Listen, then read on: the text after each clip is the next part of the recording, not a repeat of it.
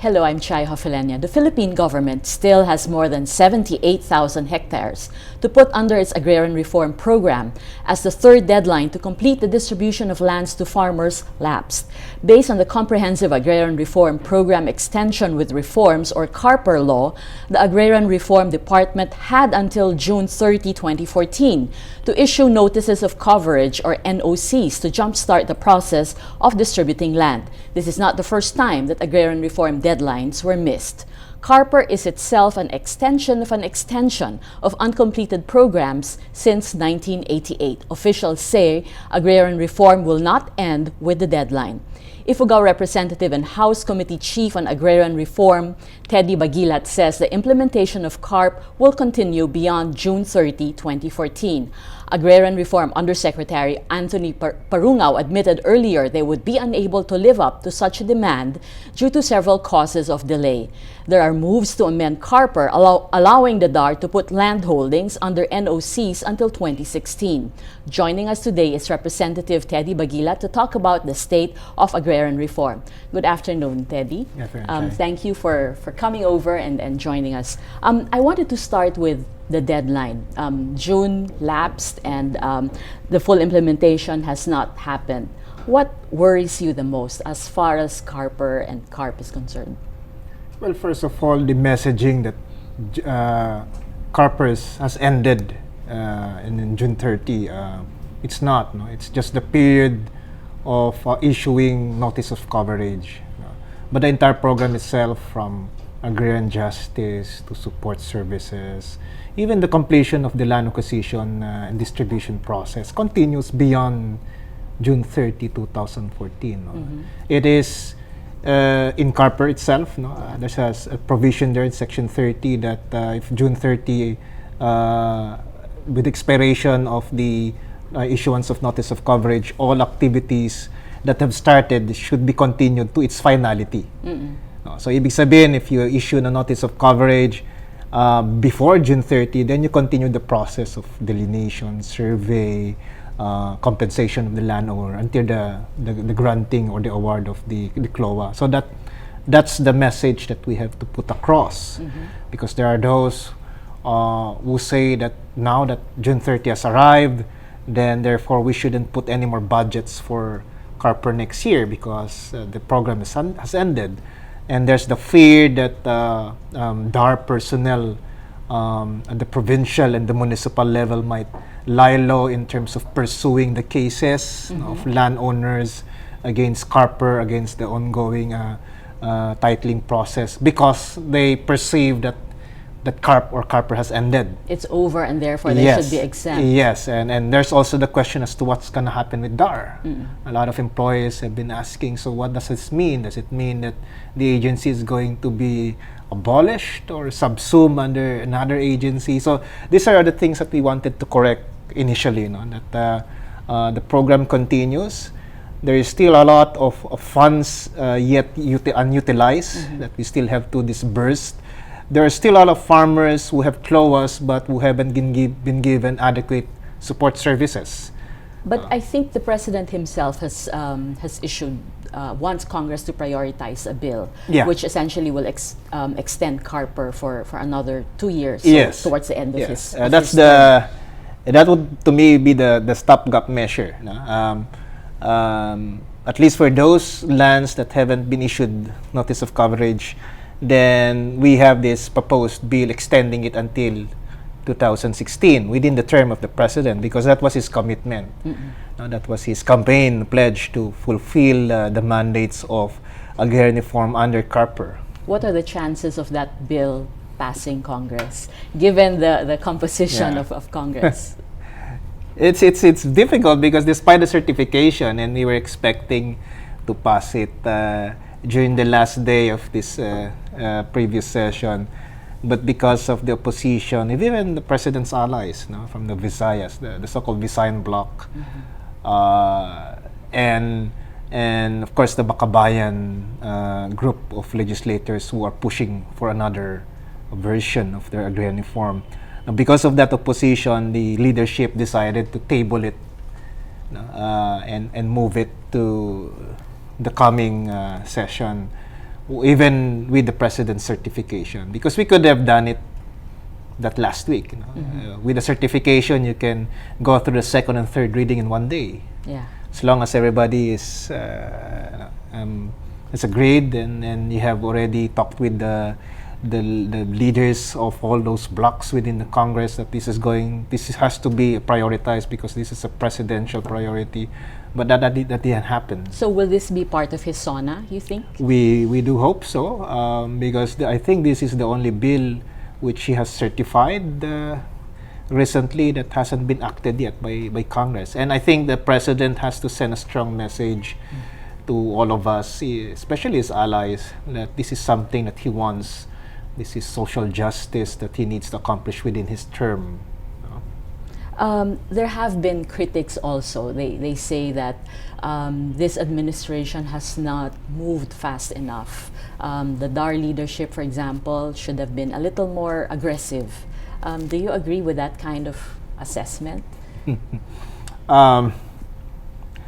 Without wanting to antagonize the secretary, because I was telling my colleagues in Congress and in the committee that we need to cooperate and harmonize our directions with the DAR secretary. But I do personally agree to some of the observations that we could have done more, especially on using the mandate given to us by the Constitution, by all of these laws, in trying to implement CARPER. Not just the land acquisition, but more importantly right now is the support services. Because lands have been distributed. I wouldn't say that the Agrarian Reform Program was a failure in terms of distributing land, because we have farmers who have CLOAs. We have farmers who are now tilling the lands and they own the land. But the problem is many of them would say that their lives haven't improved dramatically because of the program. And the reason being because government failed to provide them with the support services, capital, agricultural infrastructure, irrigations, farm-to-market roads, marketing of their products, technical capacity. This was mandated also in CARP and in CARPER, and I think there was a lack of smooth and effective implementation as far as support services was concerned. Do you have success stories? Because I think this is also part of the propaganda, is that you distribute land, and there, as you said earlier, if there aren't enough support services, then farmers will end up selling the land that was given to them. So are there specific areas where land reform and land redistribution has affected lives dramatically? That's something that we need to collate, and perhaps disseminate. Because most of the reports we've received in our committee are the negatives. Yes. The things that have gone wrong with agrarian reform, and that's why there's a call to give up on agrarian reform, because it only redistributed poverty. There are those who are saying that because it's a failure, we should not fund it further. So now what we want to emphasize among the farmer groups and the beneficiaries is give us the success stories, because you talk about areas like in Mindanao, areas in Central Luzon, where you have had CARPER in terms of land acquisition and distribution implemented successfully. Now what we want to know is whether the lives of the farmers have improved also dramatically. But we do know that in Luzon, for instance, this was covered by CARP much earlier than other regions. If you look at the balance in terms of land acquisition, most of these areas are in the Visayas, Negros and Samar and Leyte. But for Luzon, almost the entire island has been covered by CARP. So that's what we want to know, whether because of the program, have farmers' lives improved. That's something that we want to know from DAR. Until now, and DAR hasn't provided that DAR hasn't provided, because I was telling the secretary that how can we justify additional allocations for 2015, especially with the coming budget deliberations, if we don't have success stories presented to this committee. But understandably, of course, what we've received so far are reports of human rights abuses, of CLOAs being awarded to the wrong beneficiaries, of beneficiaries who have engaged in agricultural venture agreements with multinational corporations in Mindanao, but right now they're in unfair agreements and their business is floundering. They don't control the production. So most of them are negative, and that's something that I want to change, at least the perception that Carper has been a failure. In the coming months, we want to get more success stories from the field. Another reason for the delay, I think, insofar as DAR is concerned, is that technical issues, technical problems being cited, especially legalities, which I think landowners would resort to. Do you think this is something that DAR should be more decisive about? Facing cases on land issues, I think is something that's supposed to be accepted whenever you work with DAR, and therefore we shouldn't be scared or be afraid to confront these cases.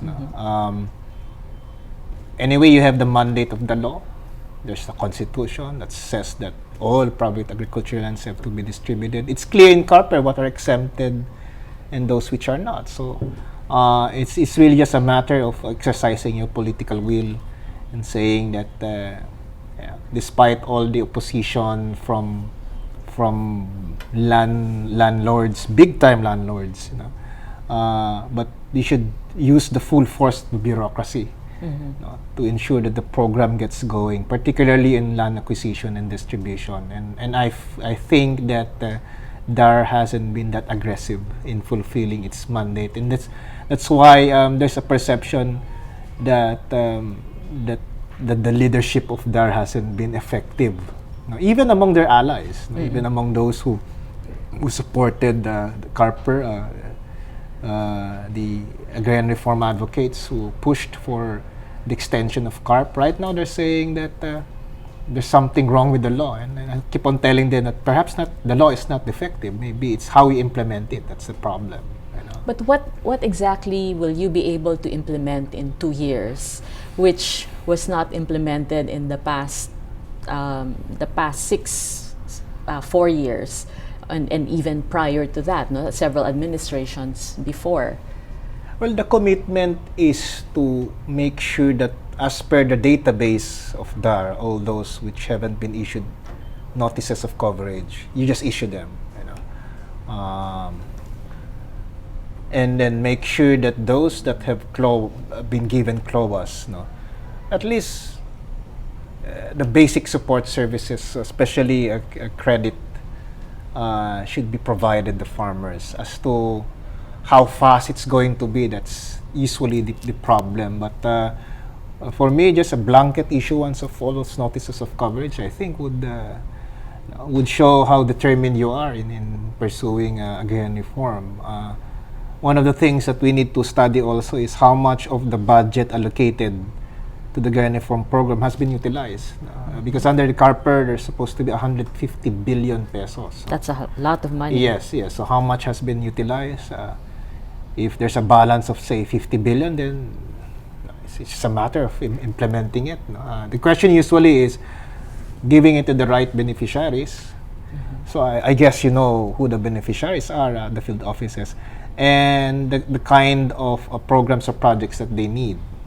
Whether they need tractors or carabaos or credit, that's a low cost. Because this has always been the complaint of farmers. Land bank is supposed to provide them a socialized credit facility, but they have been having a hard time trying to access loans from land bank. Because land bank has metamorphosed into a commercial bank when its charter supposedly states that they were established for the farmers, for the agrarian reform program, but now farmers have been having difficulty trying to get loans from land bank. They complain about lack of post-harvest facilities. uh, irrigations that haven't been repaired or rehabilitated. So if all of these sums are taken into consideration, and then you look at the situation of farmers, it's not surprising that many of them, they cannot sell the land, but they lease back to the previous landowners. So what you have actually is a relationship where they have the title, but the production is controlled by the landowner, because they go to the landowner asking for capital. Yeah. Kasi mas mahirap sa gobyerno. So they go to the landowner. They lend you at very high rates, and then before you know it, they now control your production. So technically, you may own the land, but it's somebody else is controlling your production. So it's a cycle of dependence that's difficult to break. And it's prevalent everywhere. We've been to Mindanao, we've talked with farmers in Quezon. It's almost the same everywhere. They have the title, but they don't control the production. And I think it's because government has failed in its responsibility in providing them the support services, to make them truly free from bondage. I mean, that has been the battle cry of agrarian reform. Land to the tiller, emancipation of the farmers. But without the support services, babalik sa dating gawi, sa dating kalakaran. And it would have been a nice closure, because land reform was initiated under the Cory Aquino government, 1988. Yeah. And then you have another Aquino who is president right now, pero hindi na push or hindi naaayos ng mabuti yung programa. That was that was the message that Agrarian Reform advocates wanted to tell the president. I think it will be one of your greatest legacies, if you can complete the cycle. Mother started it, and then you're finishing it. Now, of course, other advocates would say that there are still lands that need to be distributed. There were a lot of exceptions under Carper. Commercial farms were exempted. Haciendas, like for instance, part of Hacienda Luisita was not included. So may mga reklamong ganon, but of course that's another debate. I'm hearing the genuine agrarian reform bill of the Makabayan Bloc. I told them, I'm giving you adequate time, and I'm going to have marathon sessions. But I tell them, but let's also be practical and realistic. This is going to be very difficult, almost impossible to pass in Congress. So that's why I'm concentrating and at least trying to fulfill the mandate of the current law, which is Carper. Whether you agree to it or not, ang sa akin lang, let's finish what is mandated in Carper. And that's also the commitment of the president. But the president only thinks in terms of, this is the land that hasn't been distributed yet, so tapusin natin. Okay. As to the other defects of the Agrarian Reform program, that needs further study, because there's a call to put up an independent commission to investigate all of these CLOAs that were awarded.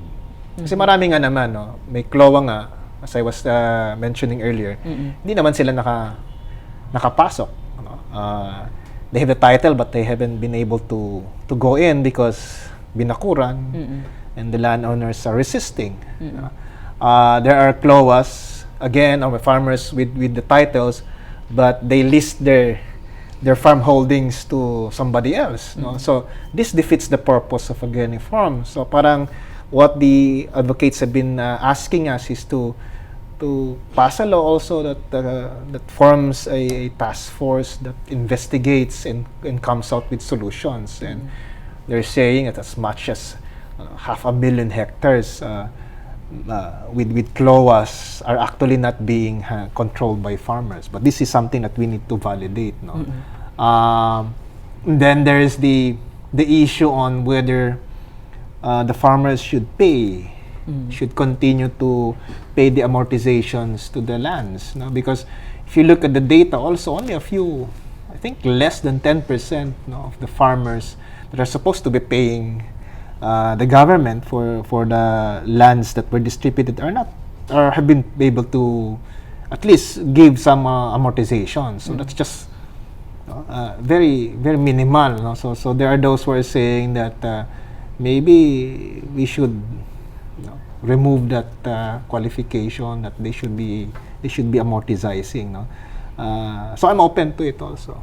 But I just find it curious that walang success stories nga. No documentation of, for example, if it started in Luzon, dapat doon sana, di ba? The dramatic effect of land reform and land redistribution and how it's changed lives should have been documented. There should be a study. Yeah. I don't agree with the perception that land reform has led to poverty or to because there are a lot of factors that contribute to poverty. At the same time, there are also lots of factors that improve the lives of farmers. It may not be the land that you are tilling right now. It could be something else. No, but if ever is going to be a study, let's find out, based on the indicators, what did agrarian reform contribute to the lives of the farmers, and improving the lives of the farmers. That's the only way we can justify strongly to Congress the need to extend and also to provide the budgets. Although under current legislation, agrarian reform is supposed to be receiving a steady source of funds. Like for instance, itong mga sequestered properties, Yes. ng under PCGG and the private the PMO. They're now selling this, and the proceeds of these sales is supposed to go to agrarian reform. So, yun nga, we need to know how much has been remitted to the department and how much have been utilized. There are even lands that were sequestered by government that are agricultural that are supposed to be distributed to farmers. Pero sa ngayon, there's no word from ayon sa PCGG, walang mandato. Okay, you start distributing the land. So there are things that need to be to be investigated, and there are a lot of issues, napaka masalimuot, but right now it's just the extension that's what we're looking at right now, but beyond that, there's a lot of issues that need to be investigated by our committee. There's one question here from social media. Medyo na-touch mo na to, pero this is from @Flores Pilita Flores. Why does the government keep on getting private or developed lands for agrarian reform when there are vast areas of public lands available? According to Secretary Hill, government has actually already distributed all government lands that were carpable. Okay, but maybe you're talking about lands that are exempted. Okay. Government lands. Like for instance, military reservations. Medyo, ang pinakamalaki is in Fort Magsaysay. That's about 40,000 hectares, of agricultural lands. So that's a big area, but it's a military reservation. You have state universities and colleges, and also have agricultural lands. Penal colonies, yung sa Palawan, yung sa Davao, and the timberlands. Ito when I was talking about DNR, still they have a balance of about 130,000 hectares for distribution. So probably these are the private public lands that need to be distributed. But as far as military reservations and state universities, meron kasing condition that for as long as the agency has use for it. So, for You won't instance, touch it. yes, so the DND always says that these agricultural lands are reserved for housing units of soldiers. Ganun rin sa SUCs, these are for our research areas. So malalawak talaga to. But so that's why there's a move by some legislators, particularly Makabayan, to push GARB, which confiscates, or not confiscate because it's government land, but gives these government lands to farmers. But as far as Secretary Hill de los Reyes is concerned, sinabi na niya that all the public lands under government disposal have been distributed already. That's why he was saying that the targets or the accomplishments under the previous administration medyo malaki compared to this administration, because these were the government lands. Ito yung mga madali noon wala masyadong opposition. So, yun ang, as per the accomplishment, ito yung mga nauna. And now, he's saying that under this administration, they have distributed more private agricultural lands, or those under compulsory acquisition. as compared to the previous administration. And ito yung mas mahirap. Ito yung mas na mahirap. cases. And ito na yung balance ngayon, no? The private, the big haciendas actually, no? Because meron kasi yung mga maliliit rin na private agricultural lands that not as difficult. Yung isang opposition also is that if you look ahead daw, parang kasi yung distribution nga is you give the land, smaller plots of the land to farmers. Yeah. And if we're talking about ASEAN integration, you have smaller plots of land which may not be as productive and may not be as efficient.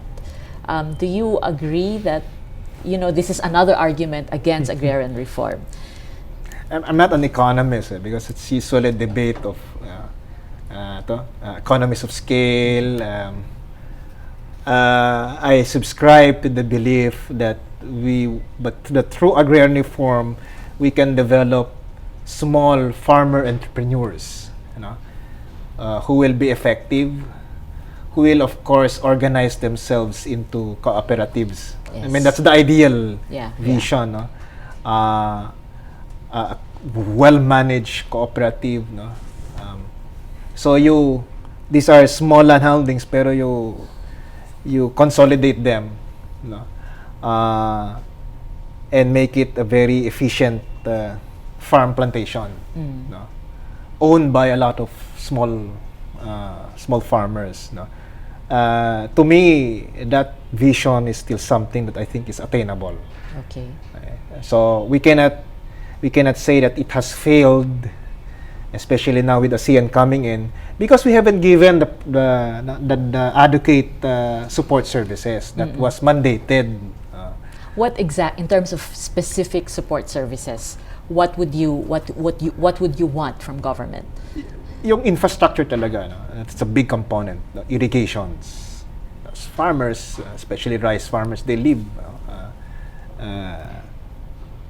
through irrigations and the farm to market roads, bringing their produce to the markets. This is all basic post-harvest facilities, and I mean the appropriate post-harvest facilities, because they talk about tractors that are not being used by the farmers because hindi daw yun ang kailangan. No? What they want are carabaos.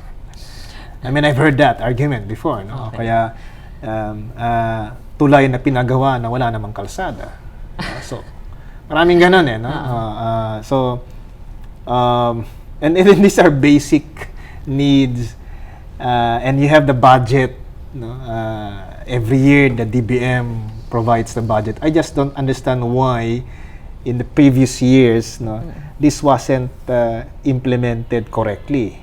Because now the secretary is saying that they, by virtue of their program, they now know who are the farmers, what they need. Do they need the capital? If it's not capital, they need post-harvest facilities. They're thinking also of trying to capacitate the farmers to engage into enterprises. No? Meron silang programa dyan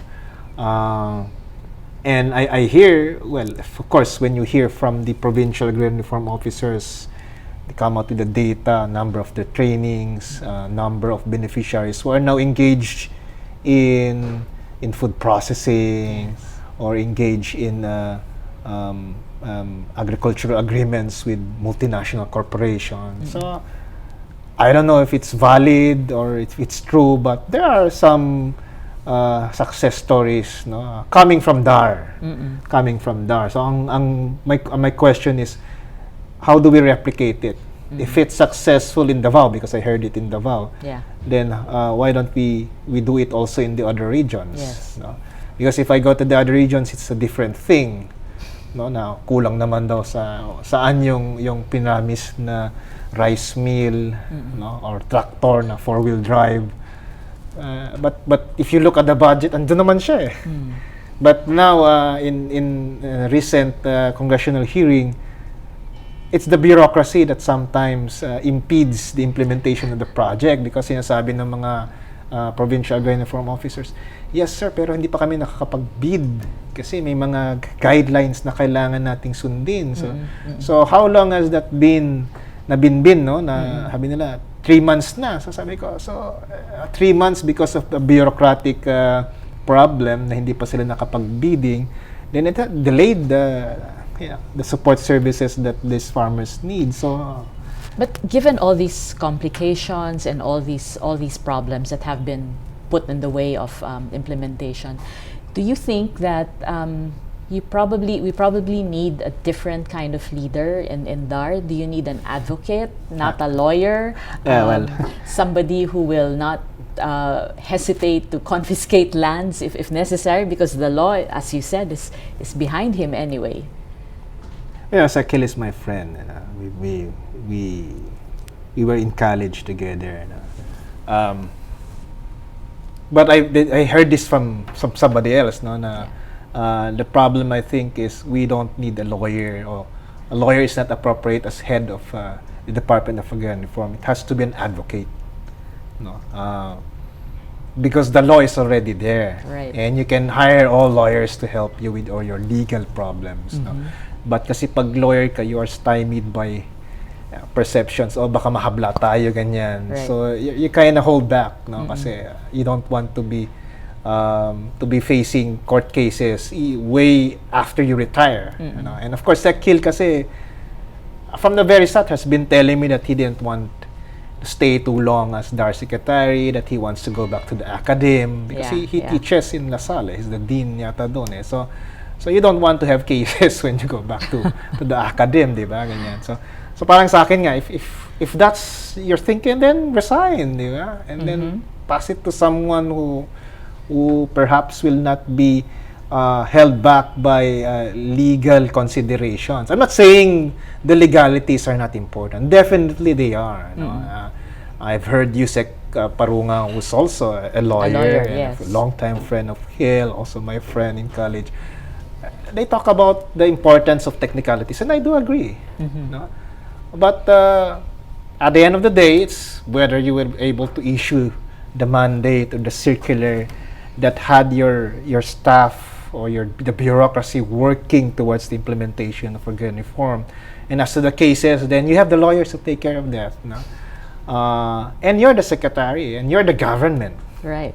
And you have the police power to confiscate actually if you want to. Diba? So, huwag tayong matakot. And I think that's the problem right now is, and I'm not saying that Hill is doing a bad job. No, in fact, I think he explains the program well. Yes. He also has a lot of initiatives. But the perception of the farmers, those who should have been his supporters and his allies, is, wala na kaming tiwala.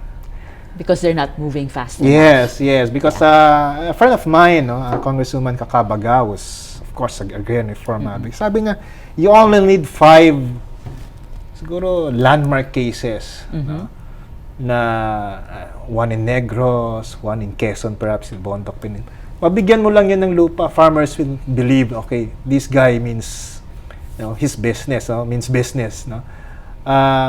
Pag magawa lang niya yun, the credibility and the reputation as an advocate is going to be there. No? But yun nga, walang nangyayari. No? So, ako naman, of course, I hear him out because he always attends my hearings, and we have to coordinate with him, especially now that June 30 has arrived and we want to get the data. Right. So, ang sa akin lang is, I'll continue to work with the secretary, but at the same time, I hear from other advocates, their complaints, and that's also part of my job to make sure that the agrarian reform secretary listens also to these complaints, because ano naman yan natural lang naman, if you're agrarian reform secretary, you have all these rallies. In fact, when I was appointed as chair of agrarian reform, sabi ko, is the speaker punishing me, because baka mamaya pati yung aking yung effigy ko sinusunog na rin, and we've had a rally inside actually the committee, the hall, nagkaroon ng rally dyan. But because that's it's something that you have to accept, if you step into the shoes of an agrarian reform advocate, kasi not all the farmers even agree on what agrarian reform they want. Hati yung mga mag-asaka. Meron carper, meron naman yung guard. But yeah, I think Hill, even with this the recent development, you still have 78,000 hectares to cover. That's still a big. huge number. You still have about 700,000 hectares na wala pang title. At various stages yan. May NOC siya, mayroon siyang Iko-contest pa yan. Kino-contest pa, may mga ganyan. Yung iba na lang siguro is inihintay na lang yung registry of deeds because that's the last. So, ang laki pa ng trabaho eh. No? And therefore, the mindset now has to be aggression. No? In 2 years' time, dapat tapusin natin ito. No? Not yung patapos na. No? Safety na lang ako, di ba? Para iwasan na lang ang kaso ganyan, and then hayaan na lang natin yung matitira doon sa next na administration. Because if you look at the enormity of the task, ang laki pa. Ang laki pa. Okay, so you have 2 years left. We hope that this administration puts a nice closure to what was started by the Aquino administration in 1988. Thank you very much for joining us. We've been talking to Ifugao Representative Teddy Bagilat about the state of agrarian reform and how CARP affects farmers awaiting their land. I'm Chai Hofilenia. Thank you for watching.